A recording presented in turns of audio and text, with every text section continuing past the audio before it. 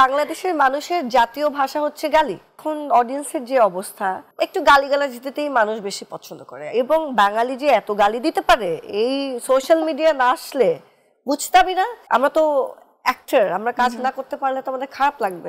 Social মিডিয়ায় কতটা সময় কাটাও? মোটামুটি। ওকে, জীবনের সেরা উপহার কি? আমার বাবা। কোন বিষয় তোমাকে খুব বেশি রাগিয়ে দেয়? হিপোক্রেসি। আচ্ছা, এবারে বলো, সিঙ্গেল লাইফ ভালো ছিল নাকি কমিটেড? দুটোই, যখনকারটা তখন ভালো। নিজেকে যদি এক কথায় ডিসক্রাইব করতে হয় তাহলে কি বলবে? যে আমি অনেক ট্রান্সপারেন্ট, এটা একটা ব্যাপার।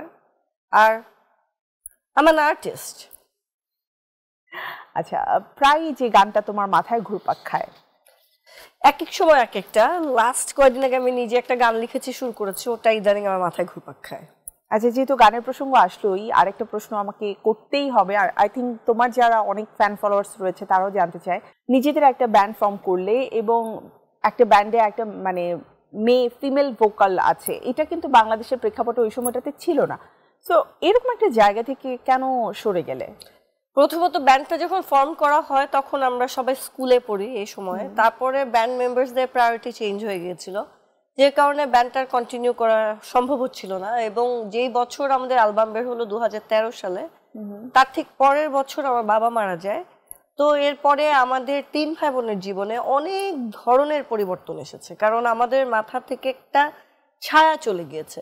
তো জীবনের অনেক ডিফিকাল্টিজ ফেস করতে হয়েছে। অবশ্যই গান বাজনা তো করছিলাম, এটা আমার একদম জেনেটিক ব্যাপার, আমার মধ্যে আছে, গাওয়াটা হচ্ছিল না। আর এই পুরো 2013 সাল থেকে প্ল্যাটফর্মগুলো নাই হয়ে যাচ্ছিল। আগে আমরা অ্যালবাম বের করতাম, একটা ব্যানারে বের করতাম, যেদিন অ্যালবাম রিলিজ হতো সব ফ্যানরা আসতো, আমাদের অটোগ্রাফ নিত, পোস্টার নিত, সিডি কিনে চলে যেত, রাইট?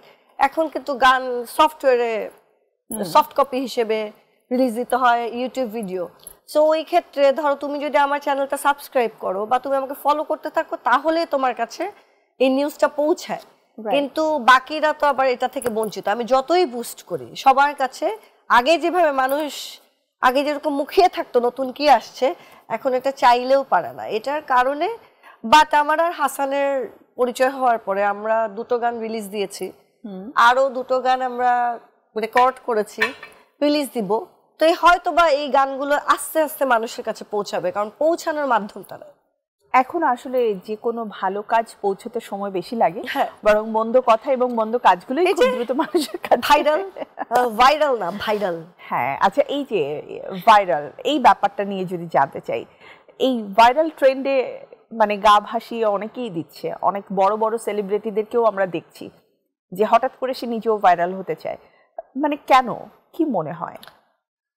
কাজ তো করতে হবে। তুমি যদি ভাইরাল না হও তাহলে তো তোমাকে কাজেও নিচ্ছে না, হয়তোবা সেই জায়গা থেকে। অথবা আবার মাঝে মাঝে কেউ না চাইতেও, যে আমারটা যেরকম হলো ভাইরাল বানিয়েছে, তো এরকম মনে হয় না যে। আচ্ছা, মানে তোমার কাছ থেকে একটু জানতে চাই, কারণ অনেক বড় বড় গুণী শিল্পীদের সাথে কাজ করার সুযোগ তোমার হয়েছে, আব্দুল্লাহ আল মামুন স্যার থেকে নিয়ে শুরু করে হুমায়ুন ফরিদি, সুবর্ণা মুস্তফা এবং আরো অন্যান্য, মানে যাদেরকে দেখে আমরা আসলে এই মিডিয়া প্ল্যাটফর্মে আসার স্বপ্ন দেখেছি, এবং তারা এক একজন আমাদের কাছে এখনো মনে হয় যে সেই স্বপ্ন জগতের মানুষ, ইনক্লুডিং আমি সেলিম আলদিনের স্ক্রিপ্টেও কাজ করেছি। ডেফিনেটলি।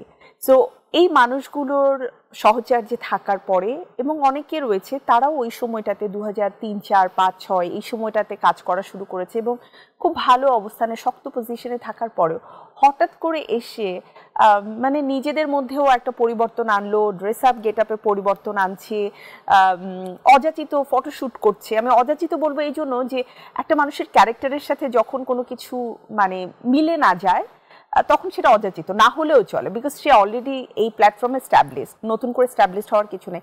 এই কাজগুলো মানুষ আসলে কেন করে? তার মধ্যেও কি আসলে সেই হারিয়ে যাওয়ার ভয় অথবা ফ্রাস্ট্রেটেড হয়ে এই জিনিসগুলো করছে?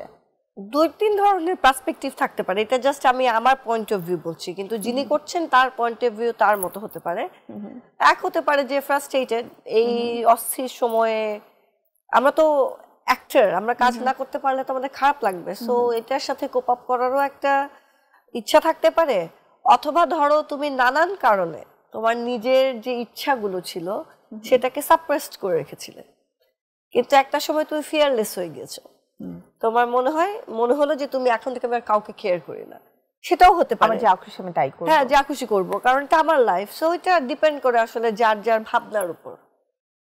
মেবি সবকিছু মিলে, বাট ওই যে সর্বশেষ একটা কথাই, যে উপস্থাপনটা যদি সুন্দর হয়, যে কোনো কিছু আসলে অনেক দ্রুত অ্যাকসেপ্টেবল হয় সবার কাছে, এটা আসলে ইম্পর্টেন্ট।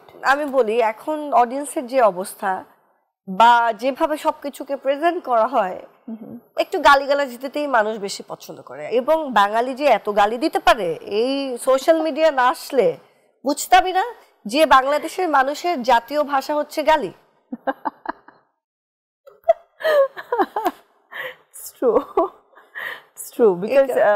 তুমি দেখবে পজিটিভ কথা তো খুবই কম আসে, নেগেটিভ কথা বেশি কেউ আসে। প্রশংসা করে না, কারো প্রশংসা করে না। আমার ধারণা বাংলাদেশে যদি একটা মহা সুফি মহিলা, বিশেষ করে মহিলাদের ক্ষেত্রে সুফি মহিলা কাভার্ড অবস্থায় কিছু বলে সত্যি কথা বা উচিত কথা, তাকেও গালি দিবে।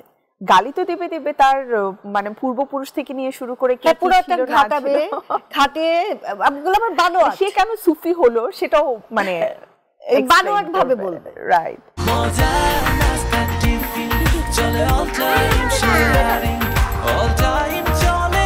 টিফিন টাইমে মজাদার আয়োজন মানে অল টাইম ব্রেড।